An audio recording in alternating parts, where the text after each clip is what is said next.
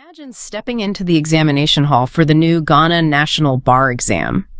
You finally find your seat. Your heart is pounding, right? Oh, yeah. Absolute terror. Exactly. The invigilator calls time, you flip over the paper, and you realize something horrible. You've spent the last 4 years, sacrificing everything. Your savings, your social life. Right. You've relied on your family, you've memorized every single textbook, and you know the theories backward and forward. But then you read the first question. And your stomach just drops because they aren't asking you for some textbook definition. No, they never do. Not anymore. Right. They are asking you to draft this incredibly complex, multi-party commercial contract under a ticking clock. With real-world regulatory constraints thrown in just to mess with you. Exactly. And in that freezing moment, you realize this devastating truth.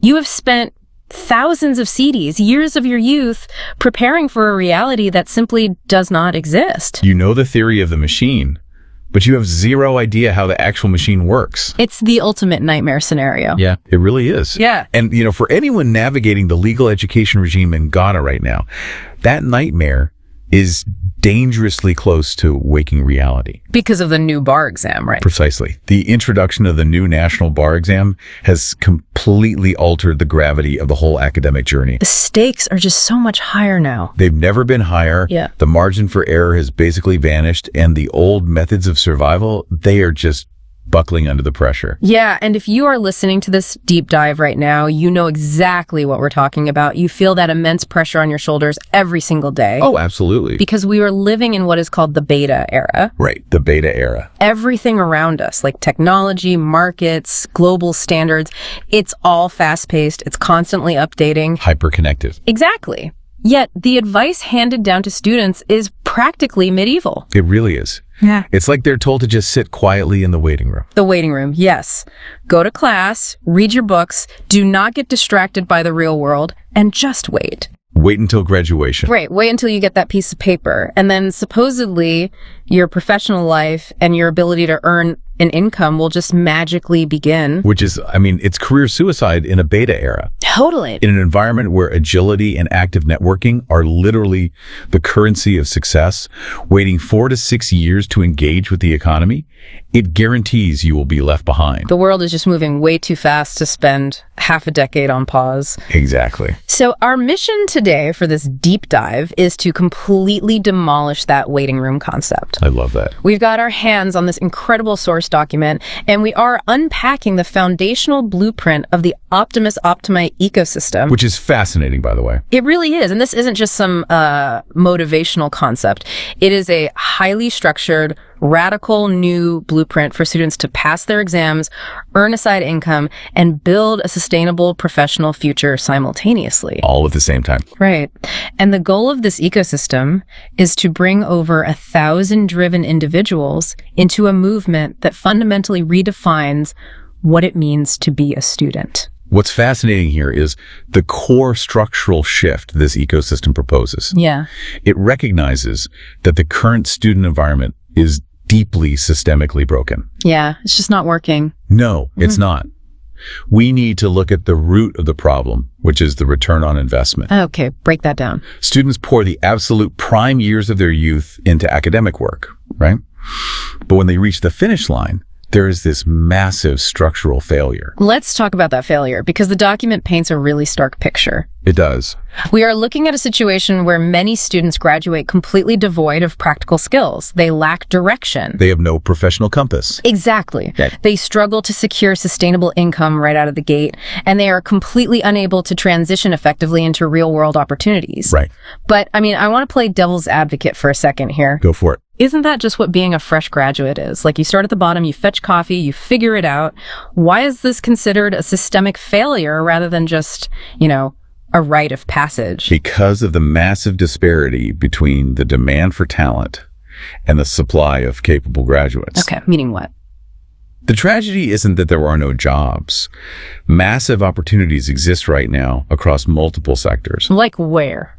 In legal practice, the digital economy, research, corporate consulting, project management, the capital is flowing. But the students can't reach it. Exactly. Those opportunities are entirely unstructured for a student. They are gated. They're locked behind heavily guarded networks. Ah, so if you don't know the right people... Right. If you don't know the right senior partner, or if you don't have a direct line to a top consulting firm, those doors remain locked to you until long after you graduate. If they ever open at all. Exactly. You know, it makes me think of medical school versus law school. Oh, that's a great comparison. Right. It's like a teaching hospital.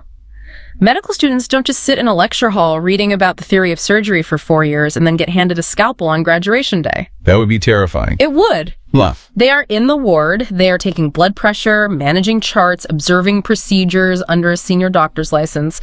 They are embedded in the reality of the work. Yes. But the traditional legal student experience, it's completely isolated.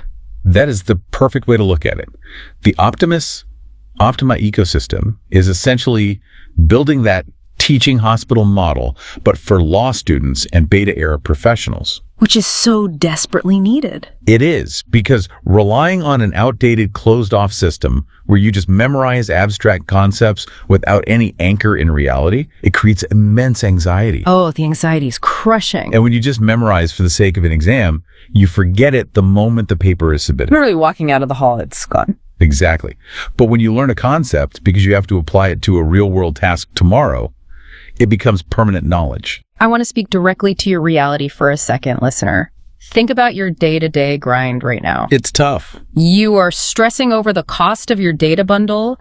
You are calculating the Trotra fare to get to campus. You are paying exorbitant rent in Accra. And on top of that, you have lectures piling on reading materials. Right. And the traditional advice is just endure it. Stay broke, stay hungry, hide in the library. Which just doesn't work anymore. It doesn't. But I mean, it's easy to write down this utopian idea where students magically work, study, and thrive flawlessly. Sure. Humans need sleep. We experience burnout. So how do we know this ecosystem isn't just some fantasy that's going to cause students to fail their exams because they are too distracted? Well, because the entire ecosystem is modeled on a blueprint that has already been stress tested under the hardest possible conditions. Okay, tell me more about that. The guy who built this framework actually lived it. Wow. We need to look at the founder's story, lawyer Daniel Kofi Kayar-Nkrumah. Right. His trajectory is basically the literal proof of concept for this whole thing. It absolutely is. Let's get into his background, because it is incredible. He pursued his Bachelor of Laws at the University of Ghana, Legon, and earned his qualifying certificate in law at the Ghana School of Law. Very prestigious. But he didn't just pass. He was recognized as the best graduating special needs student. Wow. Yeah. He is one of the few individuals with visual impairment to pursue and complete undergraduate legal education in Ghana.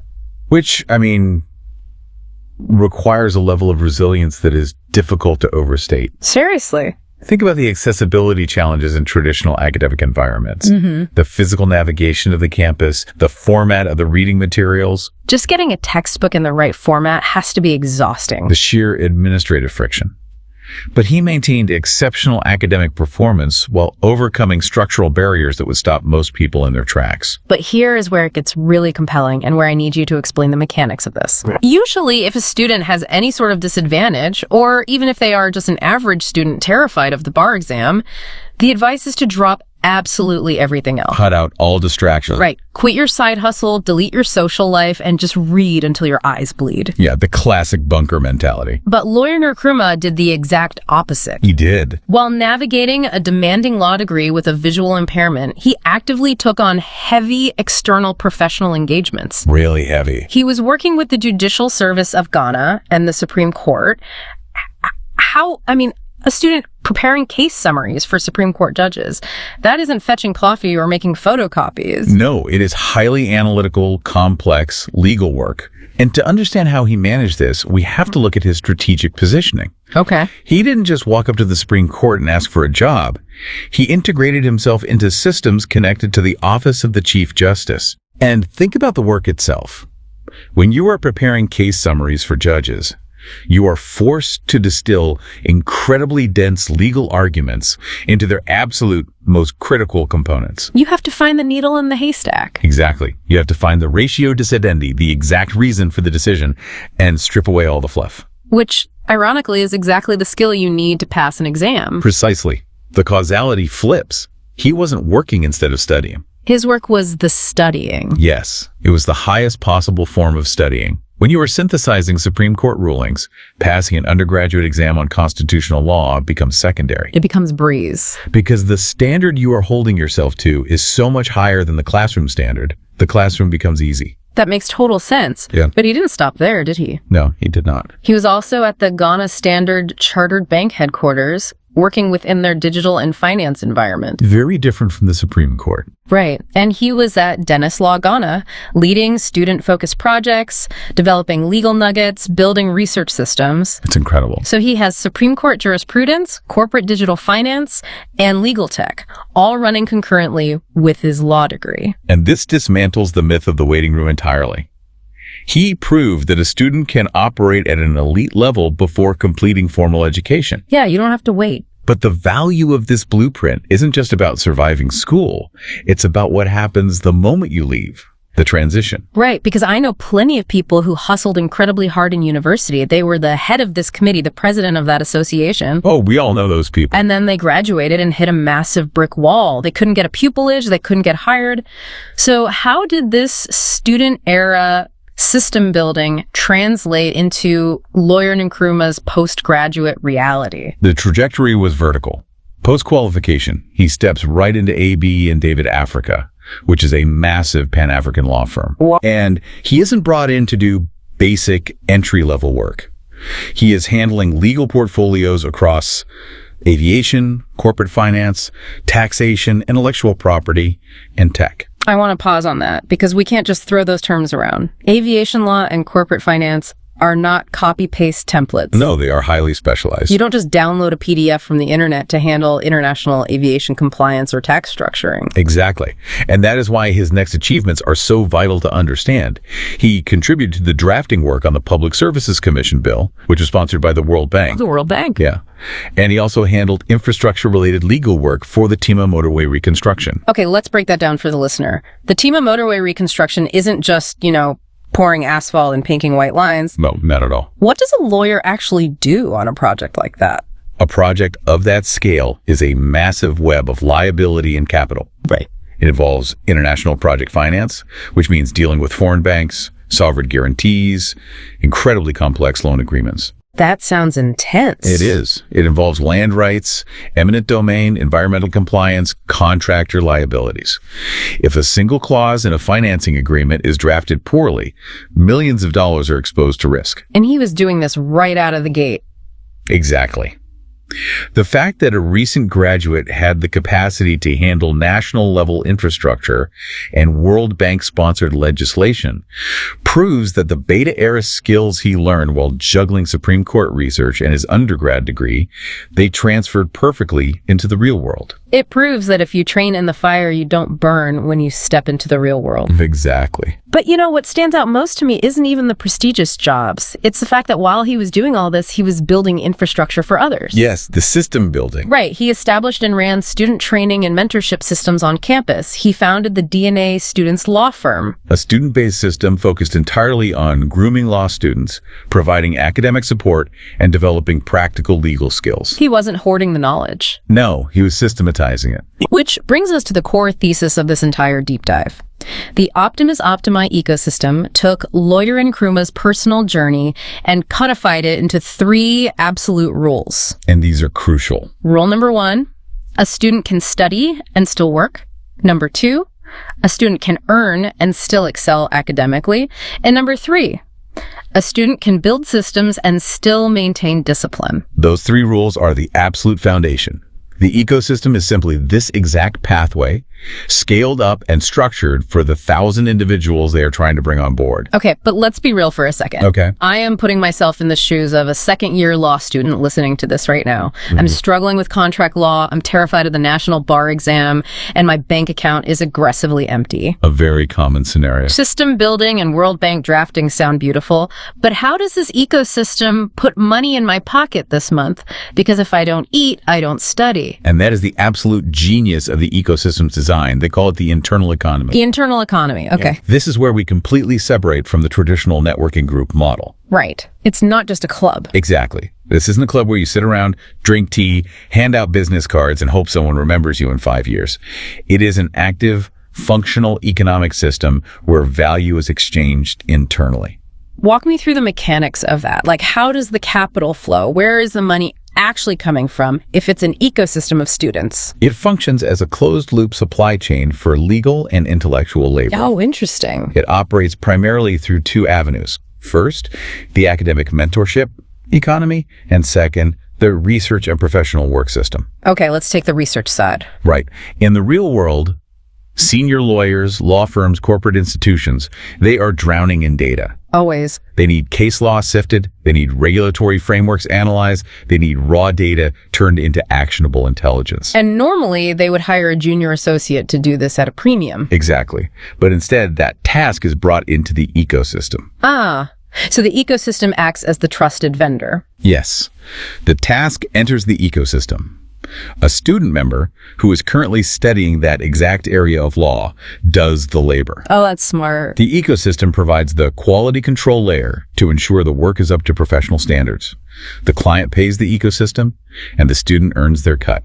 That is brilliant. Let's connect this back to the teaching hospital analogy from earlier. Yeah, fits perfectly. If I'm sitting in my room reading a textbook on corporate governance for free, trying to memorize it for the bar exam, that is entirely passive. Right, so your brain is fighting to retain abstract information. But if I am in the ecosystem's research and professional work system, and I am assigned to research a live corporate governance issue for an actual client, everything changes. The psychological stakes are real. Right.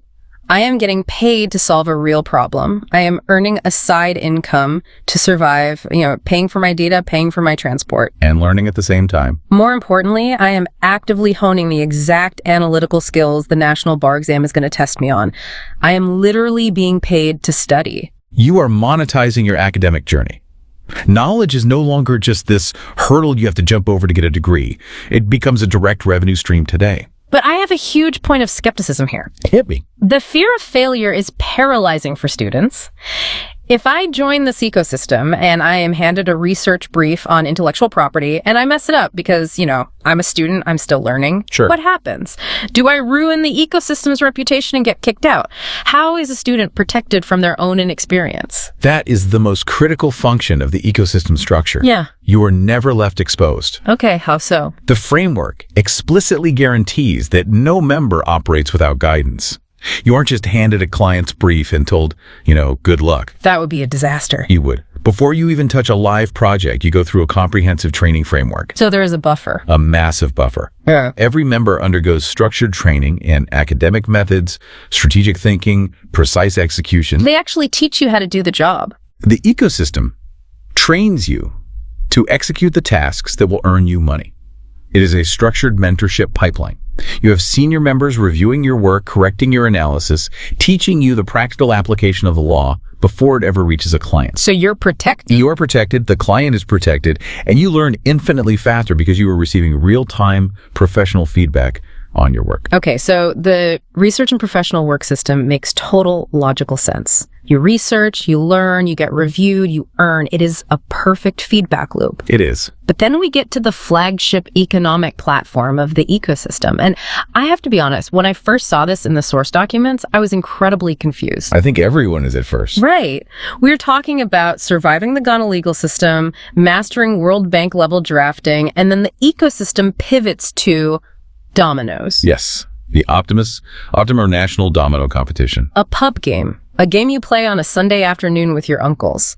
How on earth does a dominoes league fit into a high-level academic and professional ecosystem? It sounds totally out of place, I know. It sounds like a massive distraction. If I'm failing ports, joining a dominoes tournament seems like a fast track to getting expelled. That is the exact reaction most people have until they look at the underlying psychology and mechanics of the platform. Okay, explain it to me. This is not a casual game. The ecosystem has engineered this as a long-term national academic, sporting, and economic platform. Wait, academic sporting? Yes.